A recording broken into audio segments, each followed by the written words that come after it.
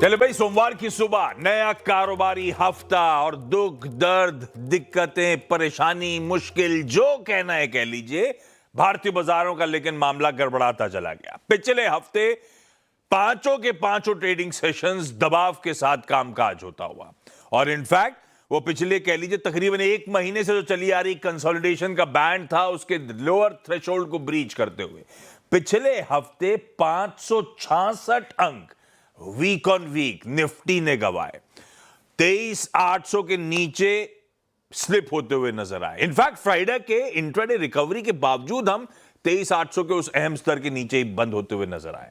तो overall market sentiment तो काफी डिटोरिएट हुआ था, मंदड़ियों की ग्रिप, मंदड़ियों की पकड़ बढ़ती चली गई और बाइंग का कन्विक्शन नहीं था। यह थी कहानी। तीन रीजंस थे। एक, वो जियोपॉलिटिकल मामला जो गड़बड़ा रहा था और उसके चलते कच्चा तेल जो सरदर्द बनता ही चले जा रहा था, $100 के पार जाता, वो भी हमने देखा। और इन सब का खामियाजा था कि एफआईएस की तरफ से बिकवाली का दबाव हावी होता चला गया।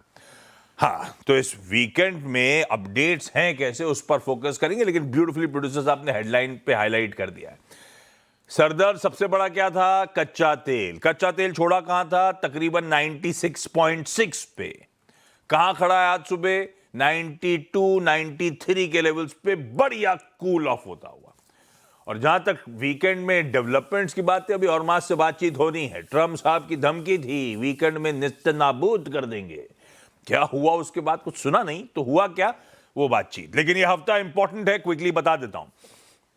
लास्ट वीकली साइकिल इस महीने की, तो भाई साहब कल आपको एनएससी के मंथली कॉन्ट्रैक्ट्स और थर्सडे को बीएससी के सारे मंथली कॉन्ट्रैक्ट्स की एक्सपायरी की तैयारी करनी है।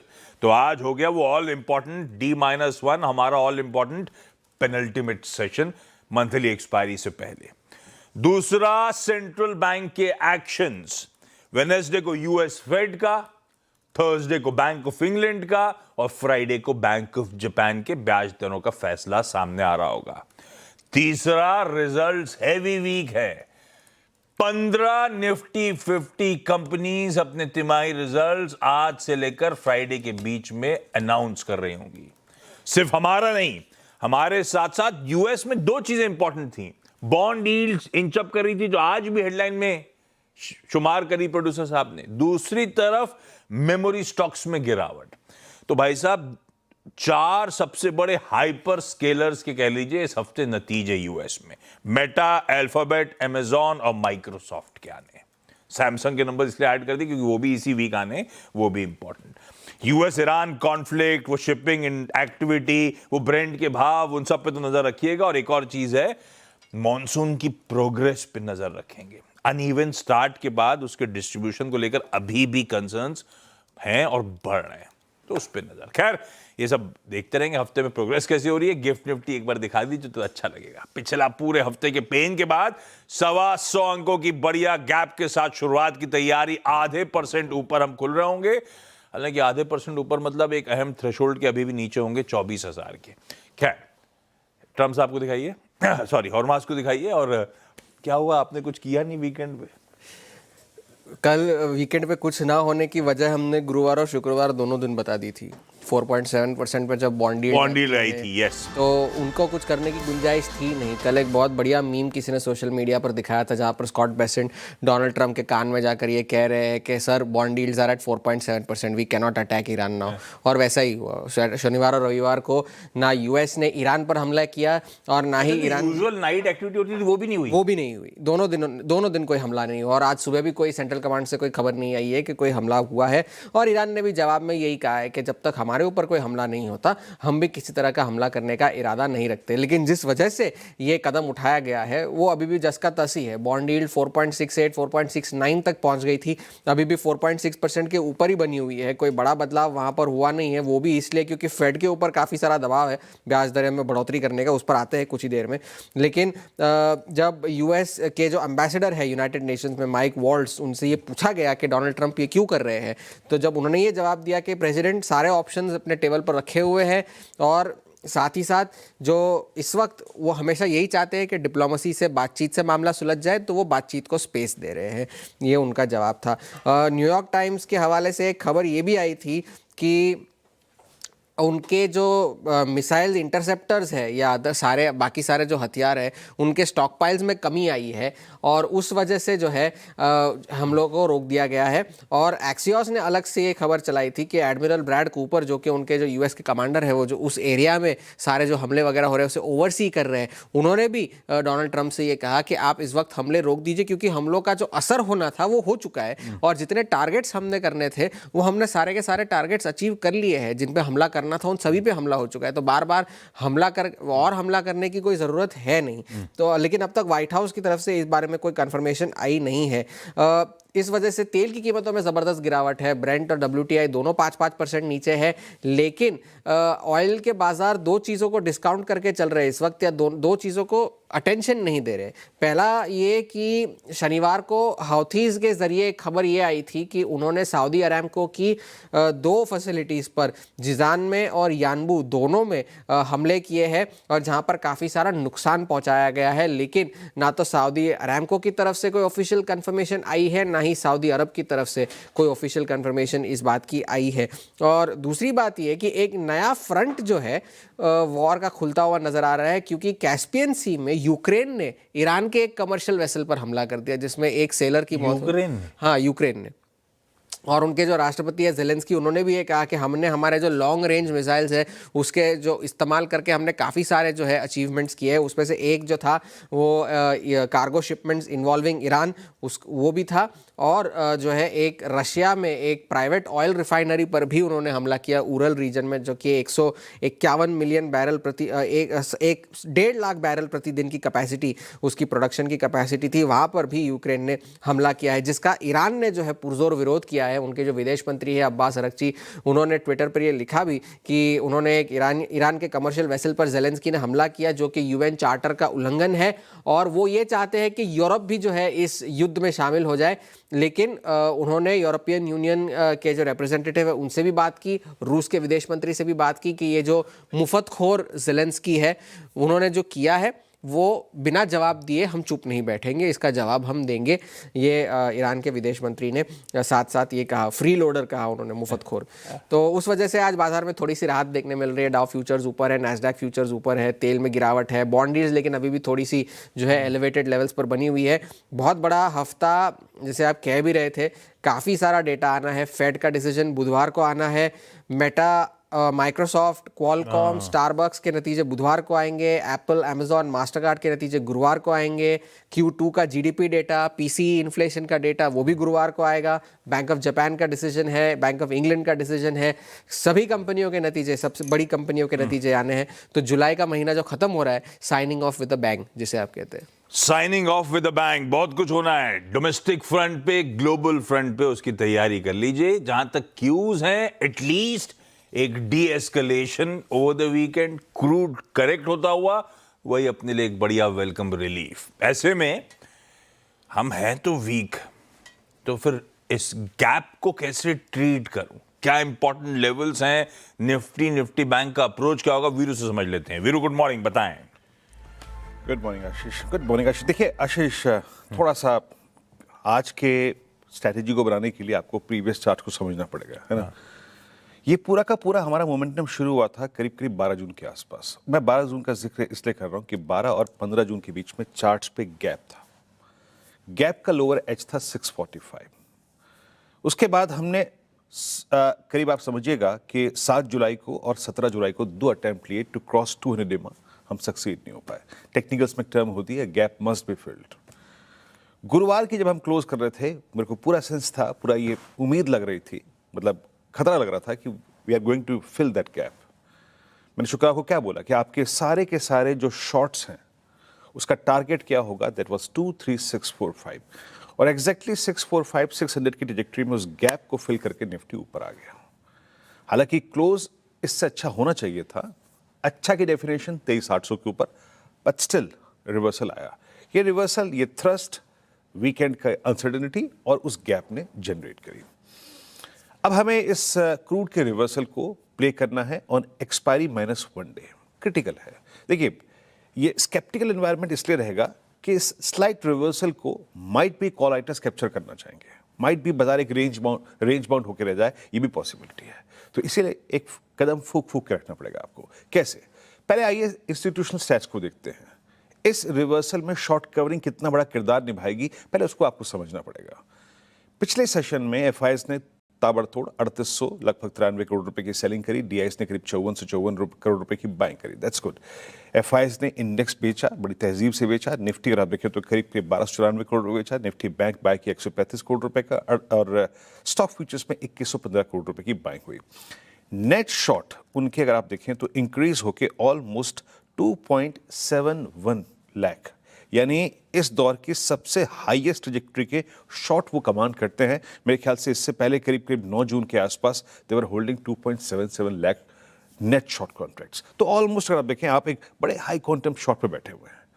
एक गैप अप, उसको आपको डील करना है। अब कॉल राइटर्स अभी भी 23,800 पे थे, 24,000 पे थे, 24,200 पे। इन तीन ट्रैजेक्टरीज में कॉल राइटर्स थे। पिरामिड्स को अगर आप देखेंगे तो ये आपको बात क्लियरली मिलेगी कि इन तीन कॉल्स पे उनका एक कब्जा है। 23,800, 24,000 और 24,200। और नीचे स्ट्रॉन्ग पुट राइटिंग हुई है 23,700 पे और 600 पे और 500 पे, जहां पे आपका वो गैप परसिस्ट करता है। मैं कैसे पिरामिड्स लेके आइए सीधे गया तो आपको लगेगा कि आपको क्या टेस्ट करना है ना, किस चीज पे आके आपका धीरे धीरे कन्विक्शन बढ़ेगा और किस चीज के बाद शॉर्ट कवरिंग का फेस थोड़ा सा और मैच्योर होगा। ये देखिए, सबसे बड़ा कॉल राइटर बैठा है 24,000 पे। तो एज ऑफ नाउ जहां हम खड़े हैं वहां से विजन कह रहा है कि आप पहले 24,000 को छू जाइए, फिर देखेंगे। लेके आइए लेवल्स। जरा मेरे लेवल्स इंटरेस्टिंग हैं। RS1 को मैंने बहुत नजदीक रखा है। क्या है वो ट्रैजेक्टरी जिससे हम कल यानी शुक्रवार को बार बार कोलैप्स हो रहे थे? That RS1 trajectory. First of all आपको इसके ऊपर ट्रेड करना पड़ेगा। मैं 821 क्यों लिखा? मान लीजिए आप एक सब्सटेंशियल गैप अप के साथ 887, 921 को टेस्ट करें, लेकिन आप फिर बैकफुट पे आ जाए। बट बैकफुट के आने के बाद भी अगर आप 821 को होल्ड कर रहे हैं, इसका मतलब आप इंटरेस्टेड हैं हायर ट्रैजेक्टरीज में सस्टेन करने के लिए, then a bad trade will emerge. Then अभी मैंने क्या कहा, मैं अभी सिर्फ मेरा विजन है 24,020, 24,066 बेस्ट केस में, क्योंकि वहां पे सबसे बड़ा कॉल राइटर है जो कि इस रिवर्सल के बाद माइट भी स्ट्रॉन्ग ग्रिप लेने की कोशिश करेगा और आपका आज का और कल का सेशन 23,800 और 24,000 के बीच में रेंज बाउंड हो जाए। तो हमें प्ले क्या करना है? RS1 to RS2 और 24,066 के ऊपर अगर आप सस्टेन करते हैं, दैट मींस आप कॉल राइटर्स और एवरेजेस के ऊपर ट्रेड कर रहे हैं। In that case scope for 24,200 और फर्दर ऊपर खुलेगा। और याद रखिएगा, rejection of RS1 will raise possibility of again hitting that lower trajectories 23,700, 23,645, उस बात की पोटेंशियल पड़ेंगे। पर फिर भी मैं कह रहा हूं उस वक्त भी ट्रेड होगा बिटवीन RS1 एंड बेस 1, क्योंकि अब एक्सपायरी अपना किरदार निभाएगी। Same is the case with Nifty bank. Nifty bank जो कि सिंक हुआ, तबीयत से सिंक हुआ, 56,200 की ट्रैजेक्टरी 56,000 को ऑलमोस्ट छू के आया। अब क्रूड में एक रिवर्सल, इसके लिए अच्छा सेटअप है। कॉल राइटर्स यहां पे कहां पे? 57,000 पे, 57,000 पे सबसे बड़ा मैक्सिमम आउटस्टैंडिंग OI अलाइंड है, ये ब्लू वाइल्ड कैंडल। उसके बाद नीचे 56,500 पे और 56,000 पे मेगा पुट राइटिंग है। यानी ये सिंपली सजेस्ट करता है कि आप 56,200 के डिप को बाय कर सकते हैं अगर क्रूड यहीं रहे और क्रूड अपना एक अच्छा किरदार निभाए। But what about strength? Since it's a gap up, लिखे आइए RS1। अगर निफ्टी बैंक 56,800, 57,040 आप कॉल राइटर्स के जोन में जाके ट्रेड करने को राजी हैं, इन दैट केस आप इंटरेस्टेड हैं ऊपर के स्विंग के लिए। इन that case RS2 will open for bank Nifty. और अगर आप फर्स्ट ट्रैजेक्टरी में ही कोलैप्स होते हैं तो एक ट्रेडर के तौर पे आपका धर्म यह है कि आप वेट करें एक डिसेंट रिट्रेसमेंट का towards base 1 and then grab it for long trades. Ashish, ये लखनऊ चल रहे हैं। आज के बढ़िया से स्टॉक आइडियाज के लिए manasjaiswal.com के श्री मानस जायसवाल साहब के पास। मानस जी, गुड मॉर्निंग। आज के preferred pics. Good morning Ashish ji. देखिए, पहला रिकमेंडेशन लॉरेस लैब है, जहां पर बहुत क्लियर ट्रेंड है, हाई टॉप हायर बॉटम का ट्रेंड है। लास्ट सेशन में हमने एक फ्रेश ब्रेकआउट चार्ट्स पे देखा, तो लॉरेस लैब में 1574 के स्टॉप लॉस से खरीदारी करने की राय रहेगी। 1660 1660 तक के टारगेट्स पॉसिबल है लॉरेस लैब में। दूसरा रिकमेंडेशन परसिस्टेंट पे है, जहां पर करेक्शन देखने को मिल रहा था, 20 डे मूविंग एवरेज पे सपोर्ट लिया स्टॉक ने, वहां पर रिकवरी देखने को मिल रही है। आई थिंक यहाँ पर मेन ट्रेंड पॉजिटिव बना हुआ है। इस बार स्टॉक अपने 200 डे मूविंग एवरेज को भी ब्रेक कर सकता है। तो 5099 के स्टॉप लॉस से परसिस्टेंट में खरीदारी करेंगे। 5400 तक के टारगेट्स पॉसिबल है। महंगा महंगा बोलते बोलते कहां पहुंच गया लॉरेस लैब्स। खरीदारी करने का आज भी मन और साथ में परसिस्टेंट सिस्टम्स, इस पे एक बाय का ट्रेड इनिशिएट करेंगे। डिटेल्स आगे और बातचीत होगी। मानस जी जब 8 बजे के पैनल में होंगे मुनाफे की तैयारी में। मानस, थैंक यू सुबह सुबह वक्त निकालने के लिए। क्विकली आज के सारे important stocks in news Nupur से जान लेते हैं। नुपुर, गुड मॉर्निंग, बताएं।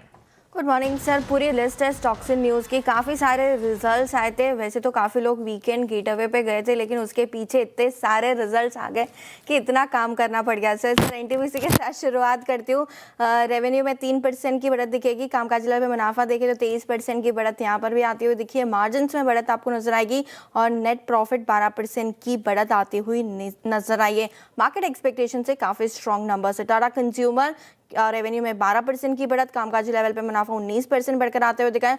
मार्जिन एक्सपेंशन इस क्वार्टर में नजर आया। मुनाफा भी देखिए तो 28% की ग्रोथ दिखेगी। डिसेंट सेट ऑफ नंबर्स यहाँ पर आते हुए दिखे।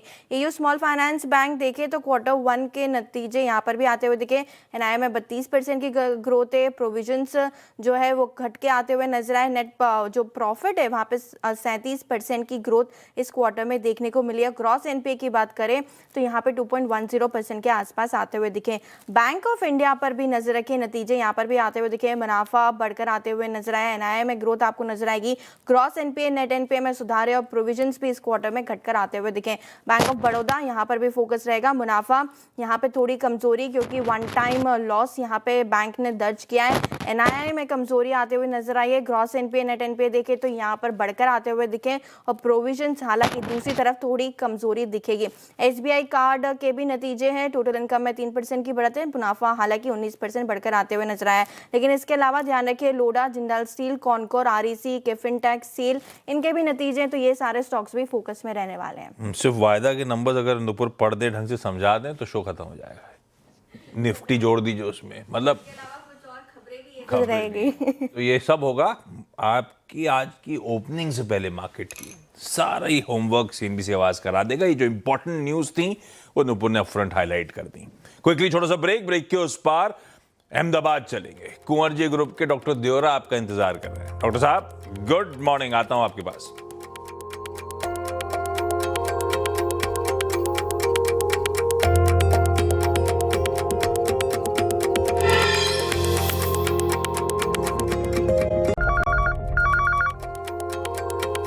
ओके, ब्रेक के बाद आप सबका स्वागत है। तब और अब की सेकंड प्लेट। कच्चा तेल तो अपफ्रंट दिखा रहा हूं क्योंकि सबसे इंटरेस्टिंग हाईलाइट वही हो गया हमारे लिए। सरदर्द पिछले हफ्ते का कम हो रहा है।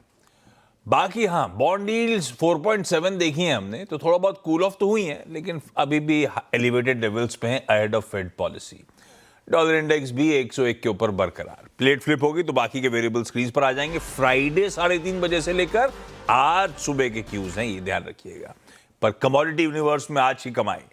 रवि जी, गुड मॉर्निंग भाई साहब। आज के प्रेफर्ड पिक्स।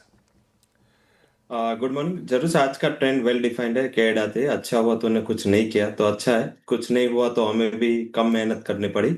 एंड आज सेगमेंट वाइज क्लियर है। बेस मेटल में पॉजिटिव साइड कंसोलिडेशन, बुलियन में एक शॉर्ट कवरिंग जो हमने फ्राइडे देखा था वो एक्सटेंड हो सकता है। एंड एनर्जी सेगमेंट में मुनाफा वसूली जारी रहेगी। तो आई थिंक यहाँ पे वैसे देखे तो नेचुरल गैस में पहली रिकमेंडेशन बिग वाली की होगी। यहाँ पे सेल करें 282 के करीब, स्टॉप लॉस लगाए 286 एंड टारगेट 272 तक आ सकता है। और second recommendation would be on gold buy करें। एंड काफी अच्छी शॉर्ट कवरिंग हमने फ्राइडे के सेशन में आते हुए दिखी थी। एक्शन हो सकते हैं 144,500 के टारगेट के लिए। इंट्राडे पर्सपेक्टिव से बाय करें, 142,560 का स्टॉप लॉस लगाए। परफेक्ट है। नेचुरल गैस एनर्जी कॉम्प्लेक्स में कह रहे हैं मुनाफा वसूली आनी है। अपन जा रहे हैं नेचुरल गैस के साथ एक सेल और सोने में खरीदारी करने के बाद। इवन वैसे बेस मेटल्स में पॉजिटिव कंसोलिडेशन कंटिन्यू करेगा, ऐसा देवरा साहब बता रहे हैं। लेकिन ये दोनों आज की प्रेफर्ड ट्रेडिंग पिक्स। डॉक्टर साहब, थैंक यू सो मच सुबह सुबह जुड़ने के लिए। क्विकली आज का इवेंट्स कैलेंडर। मंडे है, मंडे के साथ साथ मैंने अपफ्रंट बताया था आज इंपॉर्टेंट है। आज पेनल्टीमेट सेशन है। कल NSE के मंथली कॉन्ट्रैक्ट्स की एक्सपायरी की हम तैयारी कर रहे होंगे। इस हफ्ते 15 निफ्टी 50 के नतीजे है ना, दो उनमें से आज भारत इलेक्ट्रॉनिक्स और कोल इंडिया के नंबर्स आने हैं। वायदा में 5 हैं, Tata power company, Canara bank, Indus tower, Coforge और गॉडफ्रे फिलिप्स इंडिया। कैश की लिस्ट लंबी नहीं, काफी लंबी है। कुछ इंपॉर्टेंट एक्स डिविडेंड्स पढ़ देता हूं। विप्रो 2 रुपए का एडजस्टमेंट हो रहा होगा, DLF 8 रुपए का और परसिस्टेंट सिस्टम्स 18 रुपए का। बाकी फिर कैश की लिस्ट है जो आपकी स्क्रीन पे रख दी है।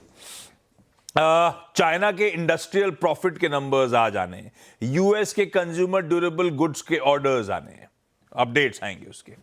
सुप्रीम कोर्ट में राम मंदिर डोनेशन केस को लेकर यूपी सरकार द्वारा जो ऑफिशियल कंप्लायंस और पहली प्रोग्रेस रिपोर्ट है वो शायद प्रेजेंट करी जाएगी। दिल्ली हाई कोर्ट आज वेदांता की अपील इंटरिम रिलीफ के लिए उस पर सुनवाई कर रहा होगा। दरअसल एक ब्लॉक था इनका गुजरात में, प्रोडक्शन शेयरिंग कॉन्ट्रैक्ट था, ओएनजीसी के साथ वो ब्लॉक था और समयबद्ध तरीके में इन्होंने एक्सटेंशन मांगा था, पर एक्सटेंशन नहीं दिया था केंद्र सरकार ने किसी वजह से, और वो सीधे ओएनजीसी को ब्लॉक दे दिया गया था।